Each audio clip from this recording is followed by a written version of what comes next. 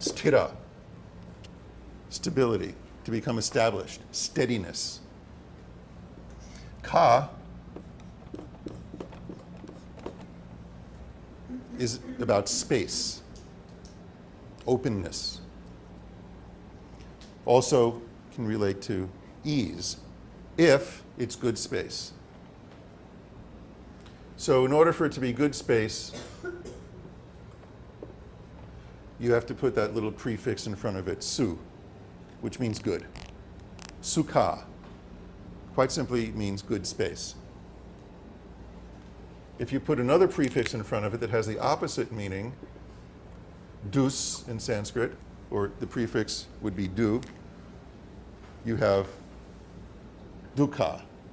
Now, dukkha is a term that a lot of people are familiar with because it means suffering, which, if you boil it down to what it really is about, is bad space. Something that should be spacious and open and free is congested or obstructed or in some way compromised. Dukkha. It's the fundamental concept behind all forms of suffering, according to this view. So when these two terms are paired, Sthira and Sukha, we actually get a definition that we find in the Yoga Sutra, in the second chapter of the Yoga Sutra. It's the definition of asana that Patanjali offers. Sthira Sukham Asanam is the sutra. And it's describing the qualities that have to be balanced in order for an asana to be an asana. It's often translated as firmness and ease, steadiness and freedom. Desikachar translates it as alertness without tension for sthira, and relaxation without dullness for sukha. So many properties that need to be balanced with each other can be understood in these terms.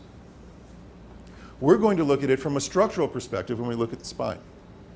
And we're going to see how at each stage of our evolutionary development, this equation was being balanced by nature in how it developed these essential structures to protect these essential systems that we're developing. Now, just as in the anterior column, this posterior column, we see an alternating of hard and soft elements, right? There's bone here, but also occupying the spaces between the bones are a set of ligaments, soft tissue, okay? And if you were to analyze the proportion of bone to soft tissue in the posterior column, it's much more in favor of the soft tissue than bone here than it is here. Here it's mostly bone, okay, and some squishy stuff. Here it's mostly squishy stuff and some bone. So what we see, just in terms of the hard and soft elements, is there is a distribution of that that's reversed from the anterior to the posterior. This will tell us something about the function. The anterior column is really about weight bearing. It's about the ability of these stacked bones to absorb and transmit weight-bearing forces. Sthira. The anterior column is the sthira, stable, weight-bearing part of the spine. The posterior column, that's more about movement. That's more about what happens when you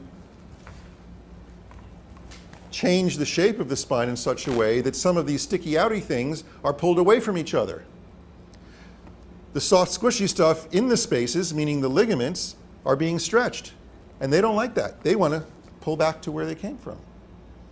So in other words, the tension forces generated by movement are being generated mostly here in the posterior column. The compression forces that are being generated by weight bearing are being generated in the anterior column. Just like the suspension bridge, certain parts of it are about compression. They're under a compression load. And certain parts of it under a tension load. The tension loads are mainly generated in the posterior column, where whichever way you go, one set of those ligaments is going to be stretched. And they want to unstretch. That's their nature. They want to spring back. It makes the spinal column springy and self-supporting in a very significant way. And as a complement to that, the compression forces that are generated in the vertebral bodies, those are resisted by the squishy parts, the discs. The discs don't like being compressed. They're constantly trying to push the bones away from each other, if they're healthy. So when you combine those two observations, you can understand why the spine is a very dynamic, self-supporting structure. Wherever you put the spine, you're building up a force either in the discs, well, in a combination of the discs and the ligaments that want to bring it back to neutral.